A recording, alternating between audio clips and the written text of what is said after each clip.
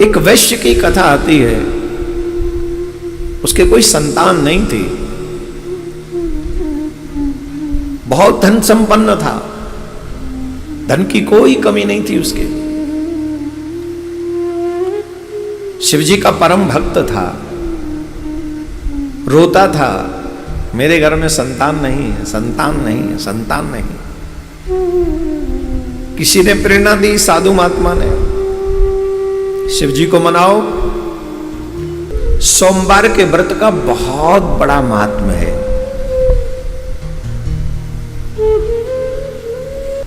शिवजी के सोमवार व्रत किए, भूत बाबन प्रसन्न हुए, प्रकट हुए, कहा बताओ क्या मांगते हो? बोले महाराज संतान नहीं है, संतान दे दो। बोले ठीक है, वैसे तो तुम्हारे भाग्य में संतान नहीं है, पर तुमने तपस्या की है, इसलिए तुमने सोमवार का व्रत किया है, इसलिए हम प्रसन्न हैं, हम तुम्हें संतान देंगे, लेकिन एक शर्त है। बोले क्या? सिर्फ 16 वर्ष का होगा। और भगवान इतना कह के अंतर ध्यान। अब बताओ खुशी मनाए कि दुख मनाए?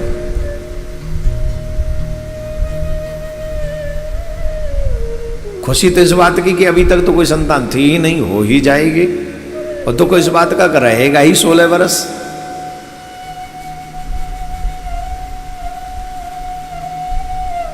कई बार सुख भी आते हैं तो ऐसी कंडीशन में आते हैं कि आप एंजॉय नहीं कर सकते। अच्छा समय आता है, लेकिन पीछे पीछे हमारे ब्रज में के पुंछारो, दुख को पुंछारो भी लगे रहे तो जाए। इतनी बड़ी खुशी को छोटे से दुख के कारण वो पुंछारो लग गो, नोवा के चक्कर में अब खुशी नहीं मना सकते। अब ये पुंछारो लग गो कि ना लग गो, कि पुत्र तो होएगो पर 16 साल को ही रहेगो बस। अब उसने अपनी पत्नी को कहा, पत्नी थोड़ी देर तो रोई, फिर कही कोई बात नहीं, आएगा तो सही, मुझे कोई बांझ तो नहीं कहेगा, मुझे कोई बांझ तो नहीं कहेगा, हम माँ बाप तो बन सकेंगे।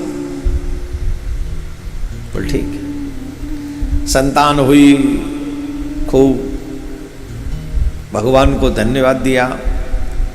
11 वर्ष का जब बच्चा हुआ तो उसे विद्या अध्ययन करने के लिए काशी भेज दिया मामा के साथ। बहुत सारा धन दे के भेजा। काशी में खूब भंडारे भंडारे करना, खूब चकाचक करना, यज्ञ करना, जो भी दान पुण्य कर सको करना। तो वो अपने भांजे को लेके जा रहा था मार्ग में, तो रास्ते में एक नगर पड़ा, उस नगर में राजकुमारी का विवाह था। और जो उस राजकुमारी को ब्याहने के लिए आया था ना माय डियर, वो राजकुमार था कान्हा। और वो पिता जानता था कि मेरा बेटा कान्हा है और लफड़ा हो जाएगा, ये बेचारा ये ब्याह नहीं करेगी, राजकुमारी बड़ी सुंदर है। तो ये वैश्य का बेटा जो था बड़ा सुंदर था।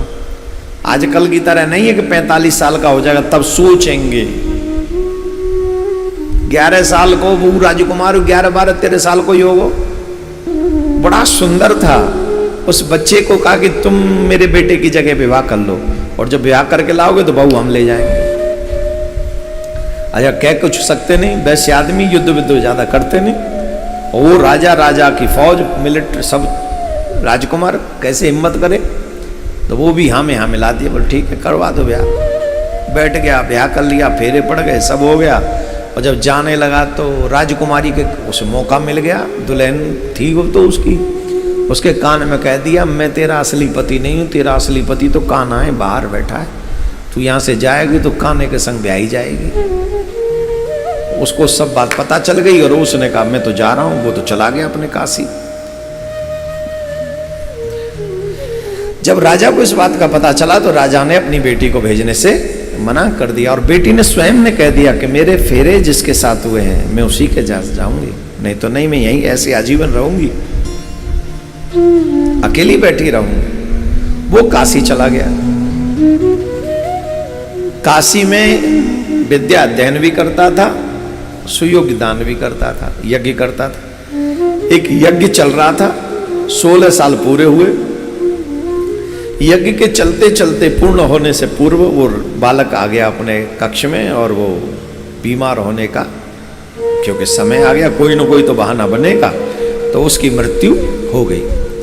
मामा यज्ञ पूरा करा के जब आया तो बहुत देखा उसने, तो बच्चा नहीं है, तो रोया, बड़ी जोर जोर से धाड़ मार मार के रोया। वो सोचने लगा मैं अपनी बहन को क्या जवाब दूँ, अपने जीजा को क्या कहूँगा, अब तो मैं भी मर ही जाऊँगा। आसपास के सब लोग एकत्रित हो गए और सब लोग शंकर भगवान से काशी में प्रार्थना करने लगे, ये तो इतना अच्छा बच्चा है, इतना अच्छा बच्चा है, आपने इसको उठा लिया। और उसी समय शंकर भगवान माँ पार्वती वहाँ से जा रहे थे। काशी में तो नित्य भ्रमण करते ही हैं। तो माँ पार्वती ने देखा, अरे महाराज ये तो हमारी नगरी में बड़ा रोआ राटवीत रहा है। भगवान शंकर आए, बोले तुम जानती हो कौन है? बोले कौन है? ये वही बच्चा है जो 16 साल की आयु इसको दी थी, आज इसकी आयु पूरी हो गई। माँ पार्वती को दया आ गई, नहीं देखो कितना सुंदर है, कितने लोग इसके सत्कर्मों से, ध्यान रखिए आपके सत्कर्म आपके भाग्य को बदल सकते हैं, आपके सत्कर्म।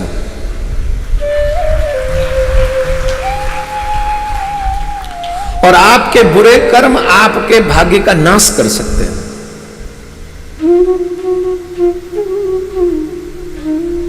16 साल की आयु थी इसकी। आज व्यक्ति लूटपाट में लगा हुआ, लूट खसूट में लगा हुआ, जो जहां से मिल जाए, सियावर रामचंद्र की जय, पात्रता है या नहीं है, जो मिले सो खाओ कमाओ ऐस करो।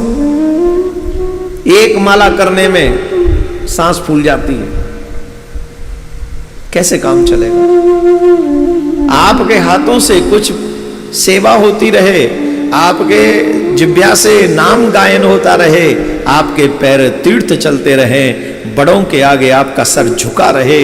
आप सच मानिए, ये सत्कर्म आपके अनेक अनेक विपत्तियों को टालने में सक्षम है, अनेकों विपत्तियों को टालने में सक्षम है। उस मरे हुए बालक में पुनः प्राण आ गए। शंकर भगवान की कृपा हो गई, पार्वती माँ की प्रार्थना स्वीकार की। तो वो बच्चे ने कहा कि अब विद्याध्ययन हो गया, चलो घर वापस चलते हैं। मामा की तो जान में जान आ गई बेचारे के, मेरा भांजा। अच्छा, जब से वो ब्याह करके गया ना राजकुमार, राजकुमारी महल की छत पे बैठती है और उधर देखती है जिधर वो गया था। बोले कब आएगा वो, कब आएगा वो, कब आएगा? उसने देखा वो दो लोग गए थे वैसे ही आ रहे हैं। उसने द्वारपालों को भेजा, बोले पता करो ये कौन है। तो उन्हें पता चला ये वही है जो ब्याह करके गया था। राजा ने उनका बड़ा स्वागत सत्कार किया, महलों में लेकर चला गया। और महाराज उसके कोई बेटा नहीं था, तो कहा कि तुम ही यहाँ के राजा। बोले राजा बाजा बाद में बदेंगे, पहले अपने माँ बाप को देखेंगे जाके। बोले हमारी बेटी आपके साथ जाएगी। बोले जो आपको करना है, बड़े रथ घोड़ा और हाथी और बाराती और सब, मतलब आप समझो खूब सोना चांदी से लद लदा के।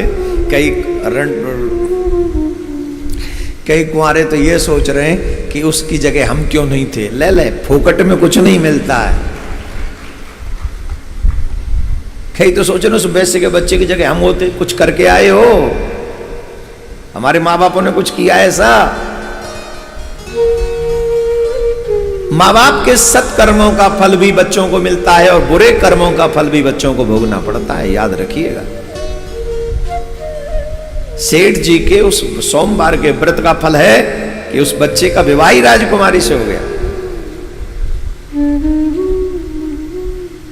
और उस राजकुमारी ने मुड़कर किसी अन्य को नहीं देखा, किसी को नहीं। जो मुझे छोड़ के गया है वही मेरा पति है, राजकुमार हो ना हो। मुझे उसने बताया था मैं राजकुमार नहीं हूं, फिर भी कहती है यही मेरा पति है। ऐसा व्रत जिस पत्नी में हो, शंकर भगवान क्यों ना दया करें। मनमुखी जीवन जिएंगे, ऊपर से कहेंगे भगवान दया नहीं करते, ले करवाएंगे दवा। भगवान फ्री बैठे हो। भगवान तुम्हें तुम्हारे कर्म के ऊपर ही देगा सब कुछ। तो वो तो चल दिए, बड़ा तामझाम था। उधर सेठ जी जब से बच्चा गया है, सोमवार का व्रत एक भी दिन नहीं छोड़ा। दोनों पति पत्नी मिलके नित्य सोमवार का, मतलब जब सोमवार आता है एक भी व्रत नहीं छोड़ा उन्होंने। और शंकर भगवान से कहते थे जो तुम्हारी मर्जी, जो तुम्हारी मर्जी। अब तो मेरा बेटा इतने साल का हो गया, और जिस दिन लगा कि आज 16 साल का मेरा बेटा हो गया, उस दिन वो फूट फूट के रो रहे थे, शिवाभिषेक कर रहे थे। हे नाथ, अब आप ही जानो क्या करोगे। व्रत नहीं छोड़ा, बेटा चाहे जो हो, अब भगवान पे छोड़ दिया ना। महाराज कुछ समय बाद देखते हैं कि वो बहुत बड़ा कुछ सैलाब सा आ रहा है, आगे 2 लोग आ रहे हैं। उस बच्चे को देखकर माँ दूर से देखा, कहती अगर मेरा बेटा होगा तो इतना ही बड़ा होगा। दौड़ के आया, कहा तेरा बेटा होगा नहीं, तेरा बेटा है, मैं ही तेरा बेटा हूं। ये कथा मैंने सूक्ष्म में कही है, विस्तार तो इसका बहुत बड़ा है, पर सूक्ष्म में ये कही है कि भगवान की भक्ति अगर आप निश्चल मन से करते हैं तो कई बार तो मृत्यु भी टल जाती है। महादेव मृत्यु को भी टाल देते हैं, ऐसे महादेव। अकाल मृत्यु वो मरे जो काम करे चांडाल का, काल उसका क्या करे जो भक्त हो महाकाल। भगवान की भक्ति दिखावे के लिए नहीं, कल्याण के लिए करनी चाहिए। दिखावे से लोग तो कह देंगे कि हाँ भक्त है, पर कल्याण कहां होगा। कल्याण तो तुम समझ लो कि तुम ही हो भगवान के, भगवान ही है तुम्हारा। अब हानि लाभ जीवन मरण सब कुछ तेरे हाथ, ये निश्चय करो।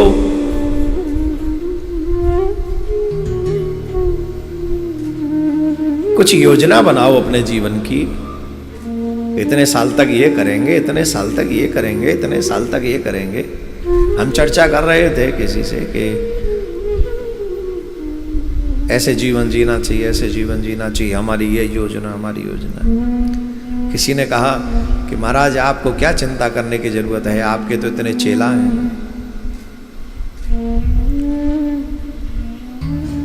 हमने कहा जब हम वहां जाएंगे, हमारे मन में आया, कहा तो नहीं, जब वहां जाएंगे तो कोई चेला हमारे कर्मों का लेखा जोखा नहीं देगा। अरे चेलाओं की छोड़ो, बेटा भी नहीं देगा, बेटी भी नहीं देगी हमारे कर्मों का लेखा जोखा। हर एक कर्म का जवाब हम ही को देना पड़ेगा। वहां कोई चेला हमारी सहायता करने नहीं आएगा, गुरु जी कोई नहीं आओ, गुरु जी के ये पाप हैं तो इनकी जगह हमें भुगवा दो, हम भोग लेंगे, गुरु जी को छोड़ दो। वहां सब चेला यूं ही कहेंगे गुरु जी ने किया, गुरु जी को देखो, हमारे को हमें देखो। हाँ, गुरु मंत्र लेने के बाद शिष्यों का तो भला हो जाएगा, लेकिन कोई बिरला ही शिष्य एक आध ऐसा होता है जो अपने साथ साथ अपने गुरु का भी कल्याण करवा लेता है, वो बिरला होता है। शिष्यों से दक्षिणा मिल जाए यही पर्याप्त नहीं है। शिष्य दक्षिणा दे जाएं, वस्त्र दे जाएं, अटरम दे जाएं, सटरम दे जाएं, ये तो क्षणिक है। कौन शिष्य ऐसा होगा जो अपना कल्याण करे और अपने गुरु का कल्याण करे? ऐसा शिष्य हो। फिर हम कह रहे हैं यहां कोई किसी का नहीं है, कोई किसी के काम आने वाला नहीं। अगर हमारे और आपके कोई काम आएगा तो सिर्फ भगवान का नाम आएगा, सुंदर कर्म ही हमारे काम आएगा। उसे करो, उसे आगे बढ़ाओ, और जब तक उसे आगे नहीं बढ़ाओगे बात नहीं बनेगी।